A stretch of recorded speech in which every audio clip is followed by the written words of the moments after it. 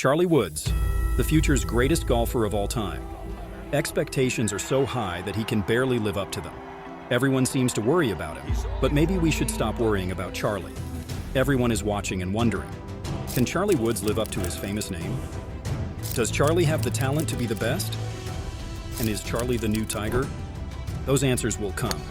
It's not us who should answer them. However, how do other pro golfers see Charlie's future?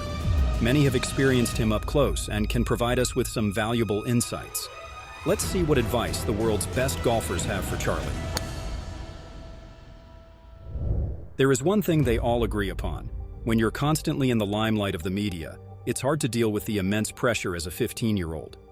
This whole media show started all over again when Charlie Woods attended his first ever pre-qualifying event on the PGA Tour last February. Charlie was going viral. Not for his performance, but for his appearance. People out there and at home saw a kid fall off his horse at his first rodeo. His round was completely ruined by a 12 on the 7th hole. He finished with a score of 16 over 86 in the end. People started arguing on Twitter about how overrated he was, how the media covered him, who should have weighed in, and why this whole argument was even happening. To some extent, we expected this to happen. Fans saw a miniature of the player they had passionately watched for 30 years, as Charlie was revealed at the PNC Championship, displaying the same motion, mannerisms, and action as his father. Charlie allowed Tiger's madness to continue, even as he was slowing down. Anyhow, Charlie appeared all over television and Instagram at the tender age of 11. The world welcomed him with open arms, and now he is supposed to live up to expectations that we don't know if he even wants. The ongoing attention to Charlie's play became a cause of anxiety, especially considering his age. The criticism about the kid came from all sides, which completely disregarded the fact that it was his first professional event. Former pro and golf influencer Paige Spiranak defended him in a tweet. She said, "How about we let Charlie Woods develop his game without constant media coverage? Golf is mentally challenging enough without all the added eyeballs on him and pressure." A major cause of frustration for Woods during his round was the constant storm of camera crews, fans, and bloggers that followed him during his game. He later was assigned a two-man security detail, which effectively stopped any further disturbance. Maybe it's unfair, but Charlie is clearly interested in the game. Competing in a PGA Tour tournament isn't something you do for fun. Was he unprepared? Maybe. One thing is for sure, Charlie is not a top-ranked junior yet. Many observers have wondered why Charlie would bother competing against pros when he hasn't even tried to qualify for a USGA championship or even entered an AJGA tournament against players his own age and level of ability. On the other hand, since that 2020 PNC, there have been a lot of videos, many of them recorded without Charlie's knowledge, of him participating in local junior events, high school games, or just hitting balls at the range. Playing in a tour qualifier brings with it certain attention. Charlie is watched no matter where he goes. Rickie Fowler also has his thoughts on the parent-child duo Tiger and Charlie Woods. Of course, with a father like Tiger Woods, it is impossible to stay out of the spotlight, but he believes Tiger can help keep his kid out of the limelight to some extent. The 7-time PGA Tour champion Fowler has been playing golf since the age of 3, and in his younger years, he was always accompanied by his mother to the golf course. But on the golf course, though, she never once guided him. He claims that parents caddying for their children might not be the perfect scenario. Fowler further expressed how it may hinder the natural growth essential to becoming a better golfer. Speaking on the I Can Fly podcast, Rickie relayed the current scenario in the juniors.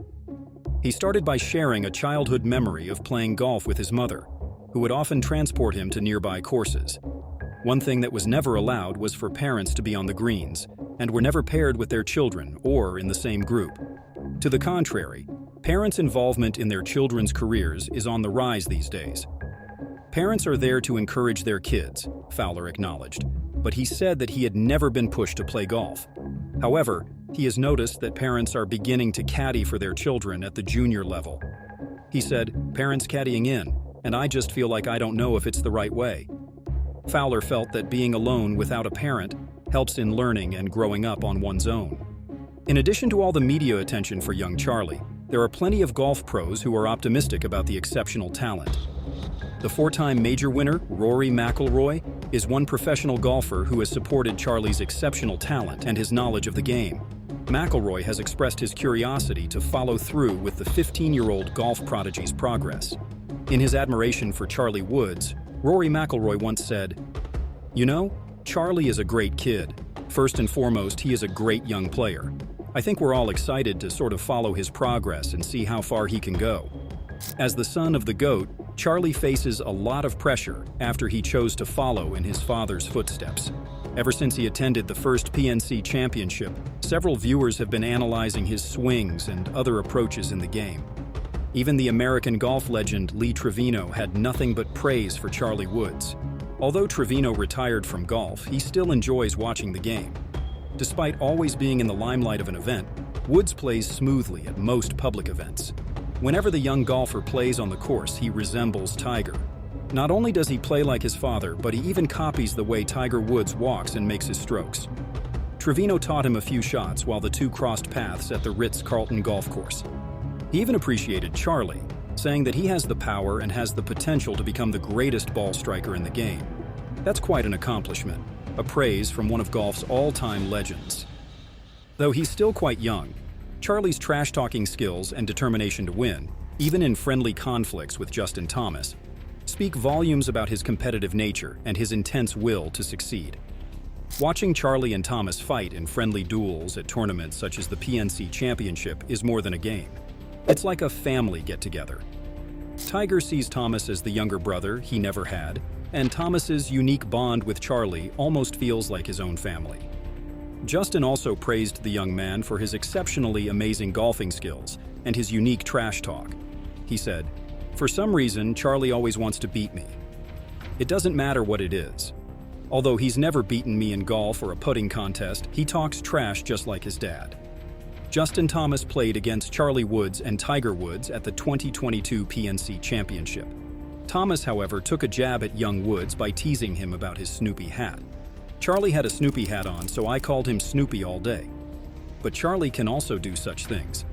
A few years ago, when Charlie hit a beauty that ended up just short of a front right bunker, he walked to his ball and apparently made a pit stop in the bunker where Justin Thomas's ball landed. Charlie left a note next to it that simply read, in all caps, "Draw hole." Justin laughed and shook his head, while Charlie grinned widely. Turns out, the note had a bit of a backstory. Definitely not fully unbiased, but what does the legend himself think of his son's play? Last December, Charlie, hitting from the same tees as his dad on the first hole, rocketed his drive down the center of the fairway. Playing a scramble, Team Woods used Charlie's drive. It was Charlie who hit the approach shot within 10 feet, and it was Charlie who holed the birdie putt. At least for the first hole, the 15-time major champion was just a well-paid spectator.